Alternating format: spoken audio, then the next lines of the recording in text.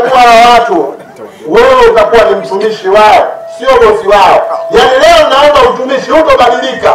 Yaani wewe utaendelea kuwa mtumishi wao. Mtu ana tatizo shule, fika. Kuna tatizo zahanati, fika. Huyu leo unayemuomba idhaa ndiye bosi wako. Sisi ndio mabosi wa taifa hili. Sawa bwana. Kwa hiyo tunakuomba uzungumze nao kwa uadilifu na uahidi kile utakachokwenda kuwatendea baada ya kukuchagua siku ya tarehe 29. Haki!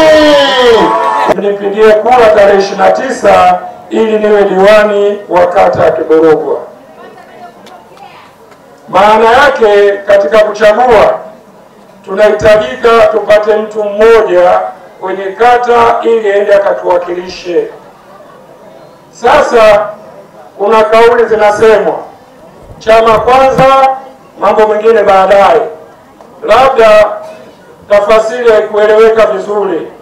Anayetakiwa ni kiongozi wa kutuwakilisha. Ukisema chama, pale akiendi chama. Ukisema huyu hana uwezo, chama kitambeba, maana yake umewaumiza wananchi wote. Tutakuwa tumepata kiongozi ambaye hana uwezo, kitu ambacho ni hatari na hakifai. Kwa hiyo niwaombe ndugu zangu wananchi wote kwa ujumla wenu, sitaji chama, nahitaji mkanipigie kura tarehe 29 ili niweze kuwa diwani wa kata ya Kiburugwa. Nina uwezo na natumika na naweza kufanya kazi kwa ajili ya wananchi. Madiwani katika kata ya Kiburugwa tunagombea nafasi hii, tupo karibu 4, lakini hata wote wafunge pamoja hawawezi kunifikia hata robo kwa mwezi wa utumishi. Nahitaji nipate nafasi ili niweze kuwatumikia. Kwa nini nimesema tubaki Kiburugwa? Shida zetu ni nyingi na shida zote zinafanana ndani ya kata Kiburugwa, ndani ya mitaa yetu 6. Yanahitaji kupata mtu aliyekuwa sahihi, mwenye huruma na kuweza kusaidia watu. Huu ndio uchaguzi unaokwenda tarehe 29. Kiburugwa ilikuwa ni kata moja na kata ya Mbagala. Kwa wale wazee na watu wazima wanaokumbuka, kata imekatwa. Mnaiona kata ya Mbagala kule ilivyo, inapendeza, lakini kata yetu ya Kiburugwa ni kongwe kupita kiasi.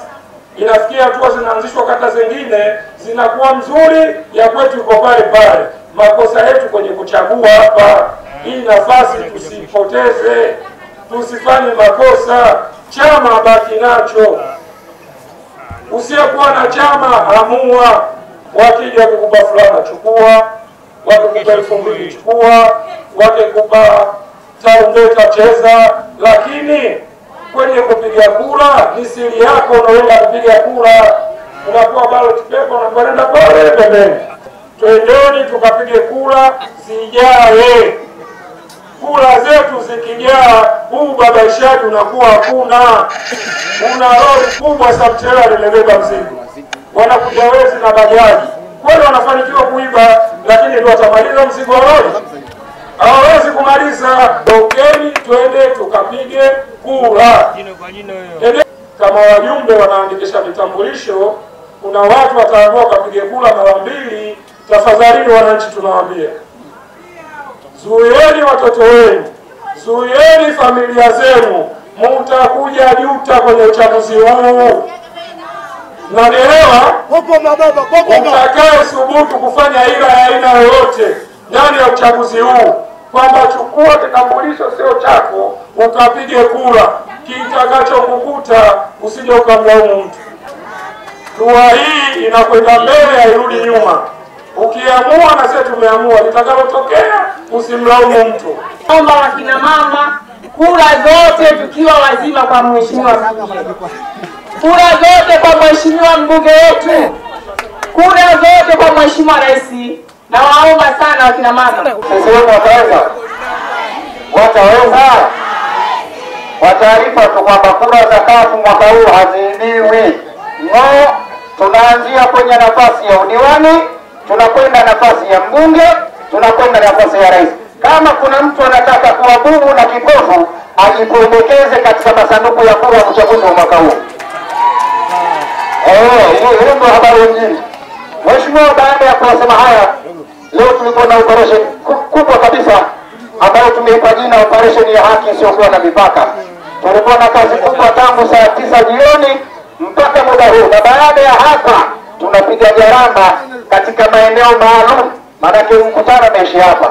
Baada ya mkutano tunajaramba katika maeneo maalum, hatutasimama mpaka kieleweke. Sawa jamani? Na wale wanaofikiria kuja kuiba kura, tunawaambia kabisa, mwaka huu kama noma